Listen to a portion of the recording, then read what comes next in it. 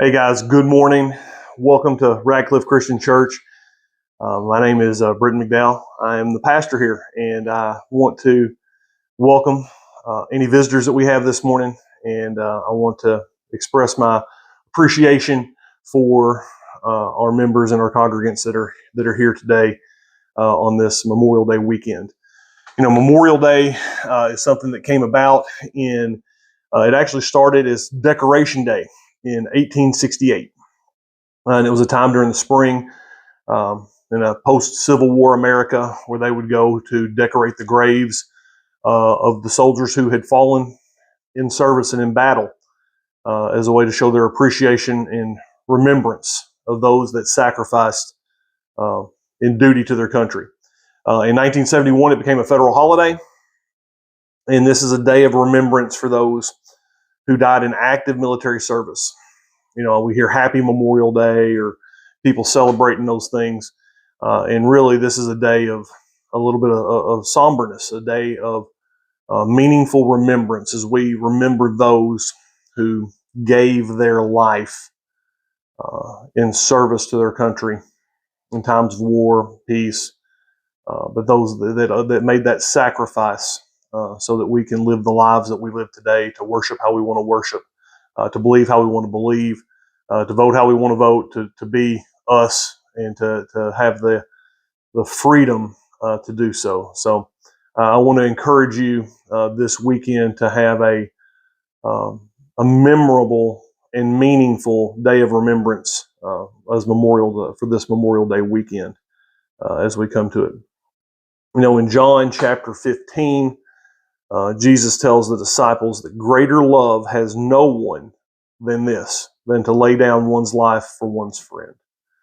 And definitely Memorial Day is the embodiment of that scripture right there. And in fact, that's the basis, and those verses are the basis of my sermon today. As we get into John chapter 15, to begin to look at what Jesus was commanding and to tell the disciples, to give them some pointers, because we're post the Lord's Supper. We're finishing up the Passover feast, and we're getting ready. Jesus knows he's about to leave and go to the garden. He's going to be arrested, and then his crucifixion is on the horizon as he has asked for that cup to be passed from him, as he is going to lay down his life for his friends and for those that he loves, and for those that love him, to offer us freedom from the slavery of the law, and offer us the freedom of a restored life and a restored relationship with our Creator, which is what sin has come into our lives and has stopped. So let's go to John chapter 15 if you want to turn in your Bibles or on your device, and go to this. My command is this: love each other as I have loved you. Greater love has no man than to lay down your life for your friends. You know, that commandment right there, the love that we have, is what being a disciple, being a Christian is about. And it's how we show that love. It's what that his love to lay down his life is what fulfilled the prophecy. It's what fulfilled the law, and is what gave us freedom. You know, we talked about a couple weeks ago in Galatians chapter, I believe it's chapter 5, where Paul basically says that if you subscribe to any part of the law, that is slavery, and you are losing your freedom that we have in Christ.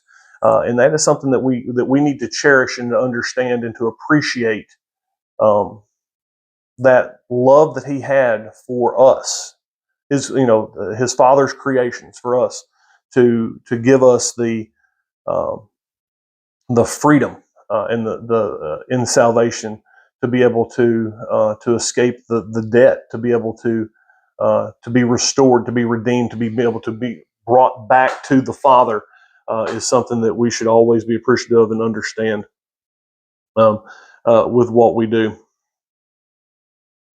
Now, if we go back a little further in John, we get into John chapter 13, verse 35, and this is where Jesus begins to lay out what it means to be his disciple, what it means to be his follower. And it says, "A new commandment I give you, love one another as I have loved you. so you must love one another. By this, everyone will know that you are my disciple, if you love one another. Now, we live in a world today where everybody wants to know everything. We have instant information. We want to know how the people that we hang out with, we want to know what they like, what they don't like, what do we have in common, what do we don't have in common, what brings us together, what pushes us apart, all those things that are there. And in the evangelical world, in the Christian world, social media, I mean, there are some hot button issues and some hot topics that Christians are known for. A lot of politics play into that, and it's frustrating for me because I feel like I'm lumped into things with other people because maybe they wave their banner and their flag a little faster and a little higher than me, or maybe they yell and scream louder than we do as disciples. And sometimes the good is drowned out by the negative, the positive, the things that are doing. We know the negativity spreads so much faster. People just love a chance to rant, to blow up, to be ugly, pick a fight anytime they can. Especially on social media, because you're hiding behind a keyboard. Nobody's going to know you. There's no accountability with what you say. But that verse in John chapter 13, by this, everyone will know that you are my disciples if you love one another. And then we also know that it comes in where he talks about loving, the 2 commandments I give you, love and honor God. I personally believe that we do that by how we live, by how we love other people. That is how we show that love. And that's how we honor, that's how we worship, that's how we have the reverence we should for the Father, the creator of the universe, is by how we treat his creation, not just the earth, not just the universe, but the people, the souls that he created that are all there.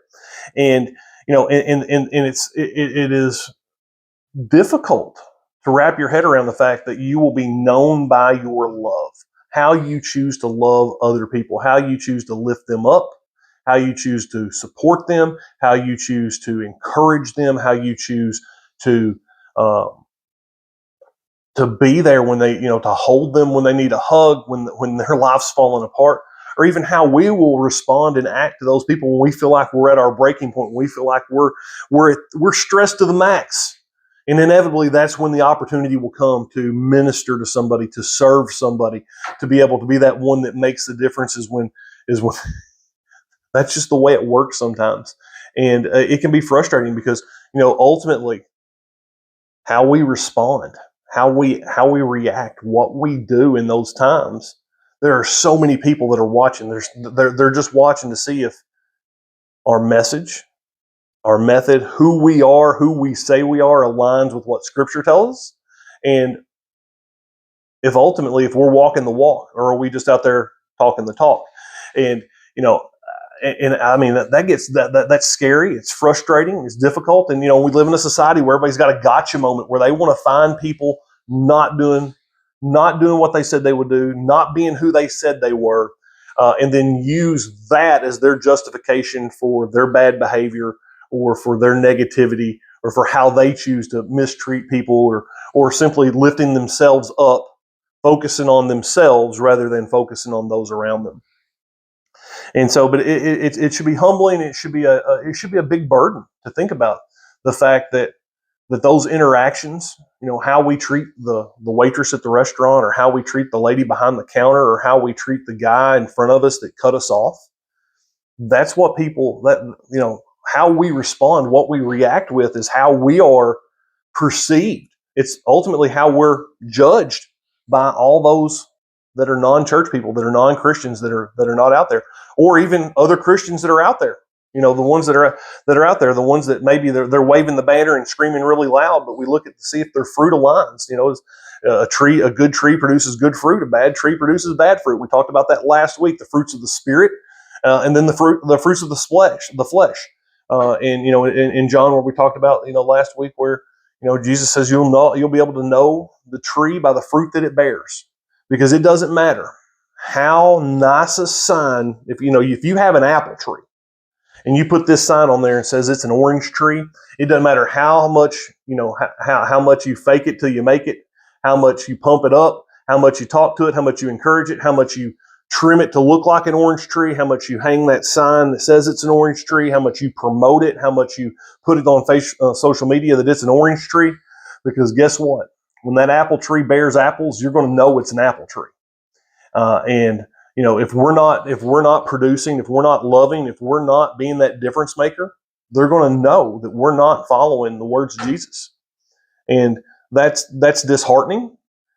Because we live in a world today where discernment is hard, where we have to pay attention because there's a lot of people that say they're with us when in reality they're against us.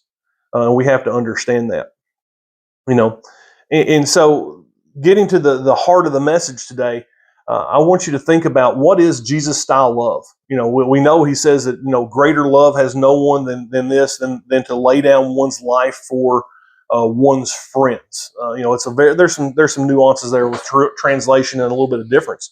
But what is this Jesus style love? What is it he's calling us to do? Because guess what? If it were easy, everybody would be doing it. And number two, there are unlovable people that are out there. Every one of us probably has somebody in our life that's our family, or maybe it's a friend, or it's somebody that's in our circle that, just to put it out there, they're unlovable.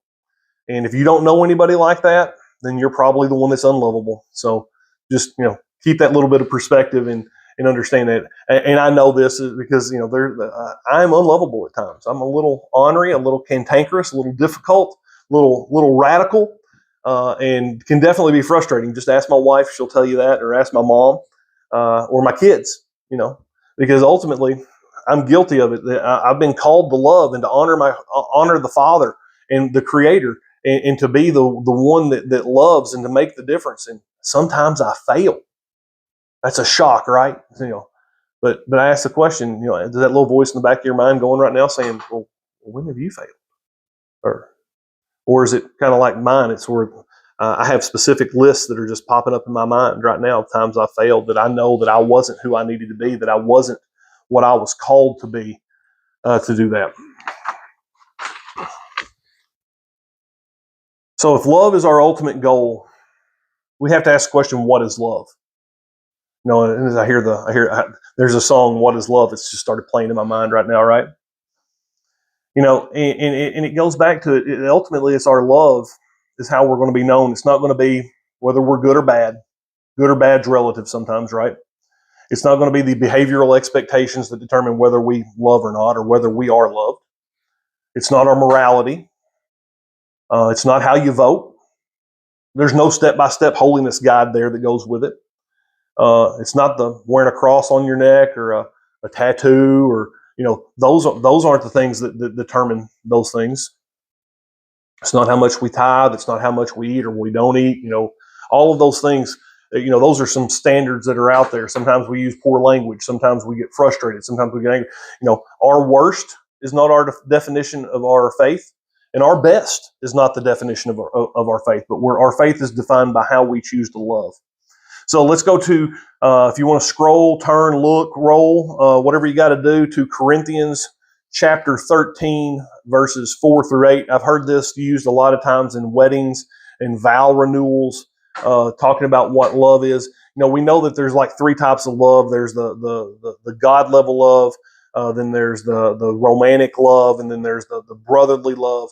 And we live in a world today where love is just thrown around so much left. I mean, it's just all over the place. The definitions, oh, I love that, or oh, I love them. But Jesus gives us some very clear markers of what love is. Is it sacrificial? Maybe it's not laying down your life, but are you willing to be inconvenienced? There's a great story. I won't get into a whole lot of it today, but remember, think about the story of the Good Samaritan. A man stops on the side of the road to help a man that's been beaten. There have been numerous religious officials pass them by on the side, and he loved his fellow man who was a Jew, and he was a Samaritan, which they were. That's like oil and water. They're not compatible from a social standpoint.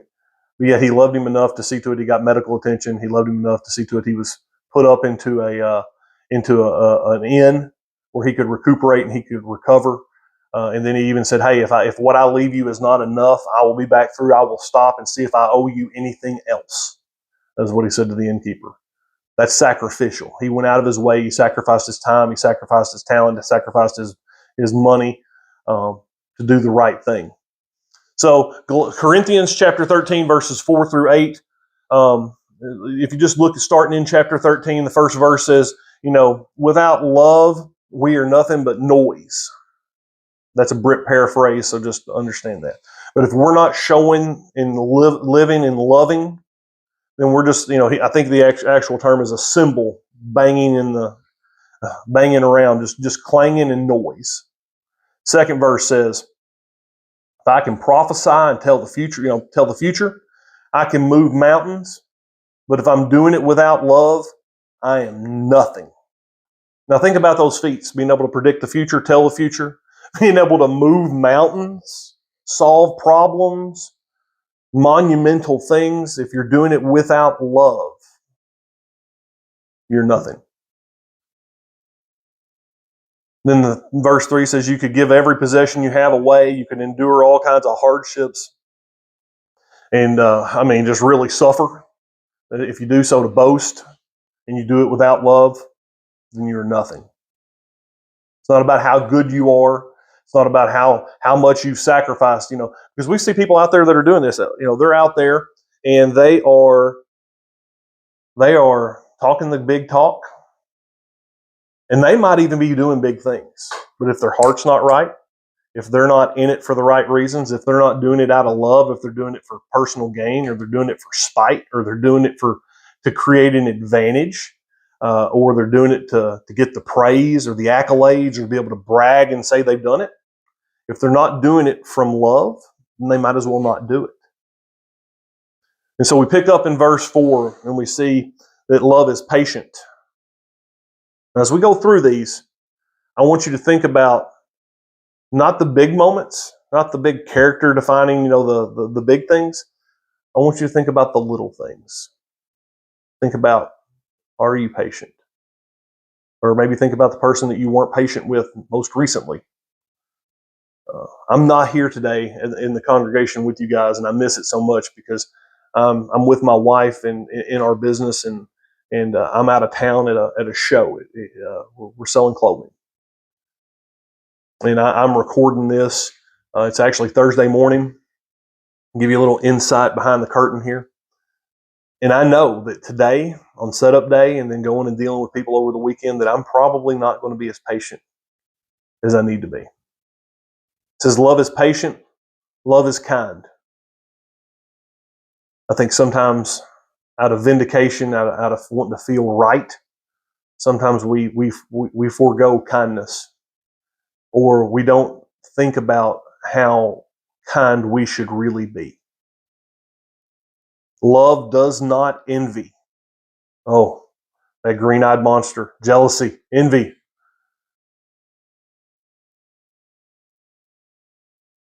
I think sometimes that we misconstrue what envy means. That it's wanting what somebody else has. It might be their talent, it might be their looks, it might be their life, it might be their possessions, it might be their spouse. But envy is one of those that creeps in because you see somebody, and when you're looking and spending more time on somebody else's stuff than you are on your own, that's envy. When you say, man, they got that nice car, man, their yard. Oh, now, hey, that grill. I'm getting into the stuff that guys are talking about now. We're being envious, or their golf clubs, or the car, or the girl. All those things. Might even be that, man, their kids are so well behaved. You just got to think about that. But envy creeps in there more than you know. Love does not boast, and love is not proud. We all know people that do good things, just so they can tell somebody about it. We all know people that do things when they're proud of what they've done. That ultimately means that love is humble. It's a level of humility that goes with it. Love does not dishonor others.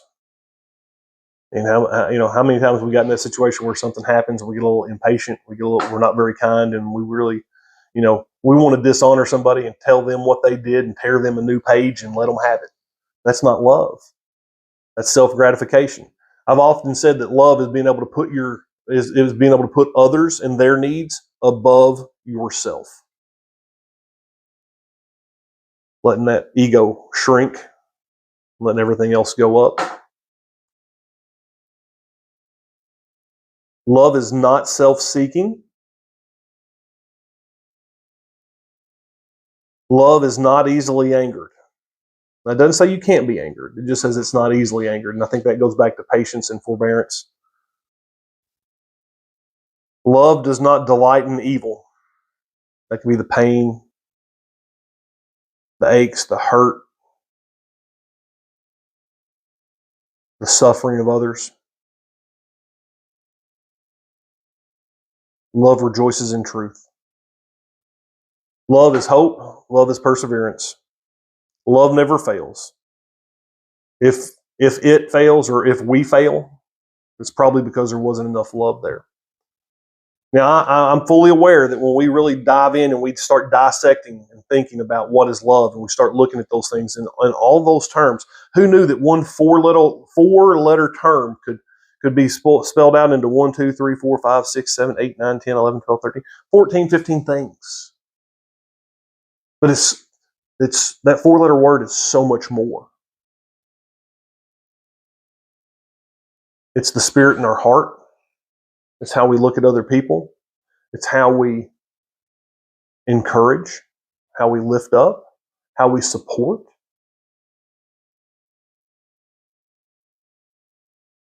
How we show kindness. How we fight for those that nobody's fighting for. How we treat those that are mistreated. Because there's a lot of people out there that they're hurt, they're marginalized. They've been reduced. They're hopeless. They're struggling. You read people's social media and see all the pain. They're in pain. I mean, that's their life. And think about the difference that maybe just one person or one group of people could make by showing them patience and kindness. And doing so not to brag or to boast or to check a box on your checklist, but doing so out of the sincerity of Jesus level love. As disciples, specifically disciples of Christ, as our denomination says, are we showing the level of love that we should in the areas that we should in our lives? Are we keeping His commandments?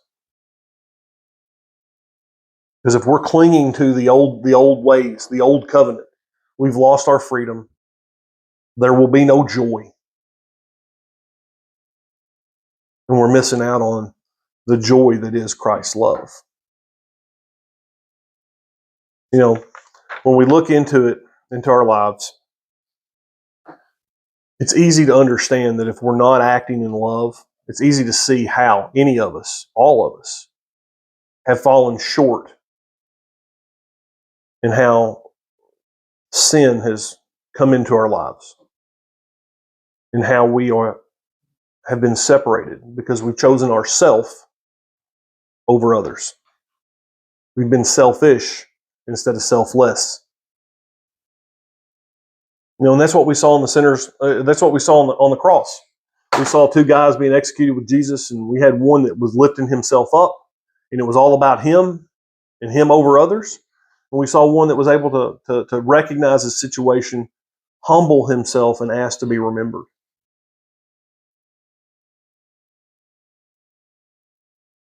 It's our little lacks of love. It's not the big things in life that get us. It's the little things. It's our little lacks that add up and compound and bring things together and bring us down. It's that lack of kindness, the lack of love, the lack of patience, the lack of, all the things there. You go back to the list. Patient, kind, does not envy, does not boast, is not proud, does not dishonor, is not self-seeking, does not delight in evil, not easily angered, rejoices in truth when we don't rejoice in truth. Love is our hope. And it's that little lack of hope, that pessimism, that negativity, that looking down at somebody instead of lifting them up, that brings us to that point where we have failed to do what Christ has called us to do. Now, don't be too hard on yourself, because by nature we have all failed. We've all mistreated somebody. We've all mistreated ourselves. We've hurt ourselves. We've hurt other people. And that's where, even though all of that's happened, that we see that love that Jesus has given, where he laid down his life for us, so that we can then be restored to the Father and be able to love and respect, worship, and show him the reverence that is desired and that he deserves through how we live our life and how we love and serve others. So what aspects of love in your life need a little improving and a little tweaking? I think we can all be a little more kind. We can all be a little more patient. We can all seek justice for those that have been unjustly treated. We can all seek we all know those that we could fight for, that have nobody to fight for them. We all know those that need our love, that need our support, that need our encouragement. We may not like it, but that's what we're called to do. Our love for Christ and the love that Christ gave us is the light that the world needs to see. Some folks aren't easy to love. Some folks are, and that's okay. But we're called to love the unlovable, to encourage, to lift up, to support those that are being mistreated, those that don't have anybody to fight for them. We are defined by our love for one another and how we do it, how we show it, and that equals how we live it. And this is how we honor God. This is how the Lord knows that we love him, is by how we love his others. I want to thank you today for joining us here at RCC. I want to encourage you to go out this week and find a way to love a little more, to be a little bit more, to support a little bit more, to encourage a little bit more, to be there to do the things that people need, to have a day of remembrance and be thankful for those that sacrificed so that we can be who we are and live how we live and worship and congregate and do the things that we do. So let's close with a prayer.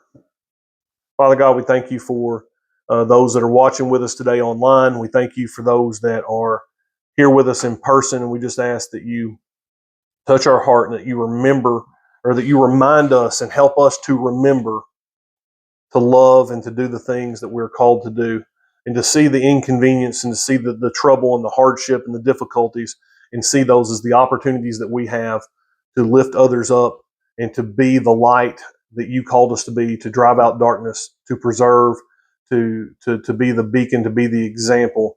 Not about what we say, not about what the game we talk, not about our social media posts, the clothes we wear, all those things, that ultimately that we truly are seen and known by how we love one another. I believe the congregation is going to have a closing hymn. Then someone will bless the time of fellowship, and I'm sure there'll be some fantastic snacks. I miss the fact that I'm not here with you, but I look forward to seeing you guys on Wednesday night for our video Bible study and meal, and being able to spend time with you guys. God bless, and we'll see you soon.